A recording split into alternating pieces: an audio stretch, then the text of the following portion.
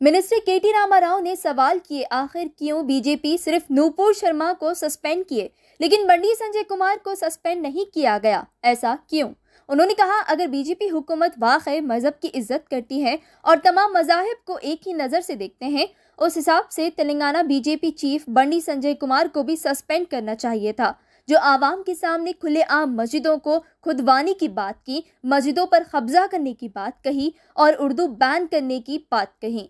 Minister केटी Rama Rao JP Nadda ji से सवाल किए, इस तरह का भेदभाव क्यों?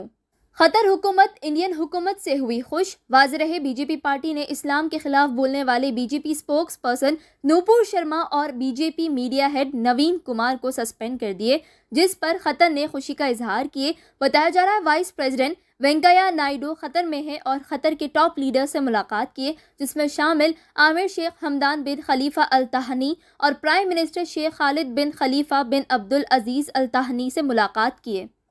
भारतीय जनता पार्टी बीजेपी इतवार के दिन BJP spokes person Nupur Sharma को प्राइमरी मेंबरशिप डे से सस्पेंड कर दिया गया। वाज़ेह रहे, हाल ही में BJP spokes person Nupur Sharma हुजूर इस्लाम और मुसलमानों के खिलाफ बयानबाजी की थी और नाजिबा अल्फाज इस्तेमाल किए थे, पीटीआई रिपोर्ट्स ने बताया। इतवार के दिन बीजेपी ने स्टेटमेंट जारी किए, जिसमें कहा गया कि बीजेपी किसी मजहब के खिलाफ नहीं बोलते हैं और हर मजहब की इज्जत करते हैं। इसके अलावा बीजेपी पार्टी ने दिल्ली मीडिया के हेड नवीन कुमार जिंदाल को भी सस्पेंड कर दिए। इंडिया ही नहीं, BJP spokes person Nupur Sharma के इस्लाम के खिलाफ बयान के बाद दुनिया भर में इसके खिलाफ आवाज़ उठाई जा रही थी। खुसूसी अरब ममालिक में बरहमी का इजहार किया जा रहा था और इंडिया प्रोडक्ट्स को दिगर ममालिक में बाइकॉट और बैन किया जा रहा था।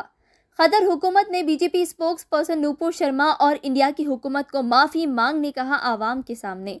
इस तरह इस्लाम के खिलाफ नफरत फैलाना और मुजरिम को सज़ा नहीं देना, इस किस्म के हरकतों से इंसानियत और इंसान का हक खतरे में है। इंडियन एम्बेसडर ने कहा, बुरे ट्वीट्स खतरी की जानिब से डाले गए, इस मामले में इंडिया की हुकूमत को जिम्मेदार न ठहराए। Jubilee hills gang rape updates, चौथा मुजरिम भी हुआ गिरफ्तार। 17 साल लड़की का गैंग रेप करने जुबली हिल्स के इलाके। इतवार के दिन पुलिस ने चौथे मुजरिम को भी गिरफ्तार किए। उसे गिरफ्तार करते हुए जुवेनाइल अदालत की तहवील में पेश किया गया। डीसीपी वेस्ट जोन डाविस ने कहा, अभी तक 5 मुजरिमों की पहचान की गई। एक मेजर लड़का मुजरिम सादउद्दीन मलिक और 3 मेजर लड़के, जिसमें तेलंगाना वक्फ बोर्ड ऑफिशियल का बेटा भी शामिल है, इन तमाम को गिरफ्तार किया गया। इसके अलावा उमरान खान की तलाशी जारी है, डाविस ने कहा। इंडिया भर में कोरोना वायरस के केसेस में इजाफे के पेश नज़र सेंट्रल हुकूमत ने 5 खत लिखकर 5 रियासतों को भेजे, जिसमें शामिल केरला, कर्नाटका, महाराष्ट्र और तेलंगाना, तमिलनाडु है। खत में हुकूमत की जानिब से एडवाइसेस जारी किए गए कि इन रियासतों में टेस्ट, ट्रैक, ट्रीटमेंट, वैक्सीनेशन का प्रोसेस शुरू करना चाहिए और कोविड-19 प्रोटोकॉल्स फॉलो करने की हिदायत दी गई और तमाम कोरोना वायरस की वजह से बिगड़ते हालात पर नज़र रखने की हिदायत दी गई। टेस्टिंग बढ़ाने की हिदायत दी गई। तेलंगाना गवर्नर तमिलिसाई सौंदरराजन ने इतवार के दिन चीफ सेक्रेटरी सोमेश कुमार और director general of police M Mahender Reddy को हिदायत दी गई, जुबली हिल्स रेप केस के ताल्लुक से तमाम रिपोर्ट्स तैयार करते हुए गवर्नर को भेजा जाए। राजभवन से प्रेस रिलीज जारी किया गया। सौंदरराजन बहुत हैरान हो गई थी इस वाक़ये को सुनकर। उन्होंने कहा, मुकम्मल डिटेल रिपोर्ट गवर्नर को भेजा जाए आने वाले 2 दिन के अंदर, वेडनेसडे यानी बुध से पहले।